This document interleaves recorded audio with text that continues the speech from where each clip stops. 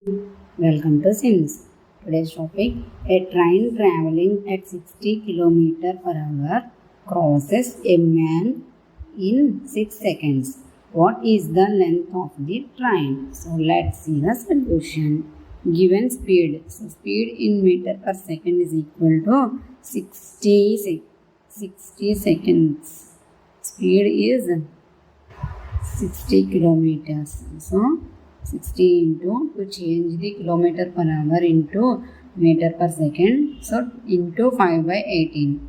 So here 12 cancels to 6 3s are 18, 6 10s are 60. So 10 into 5, 50 by 3 meter per second. And time taken to cross the man 6 seconds. So therefore distance is equal to 50 by 3 meter per second into 6 seconds. That implies 3 cancels in 6 2 times. So 2 into 50, 100. So 100 meters. Distance is equal to 100 meters. This is the solution. Thanks for watching this video.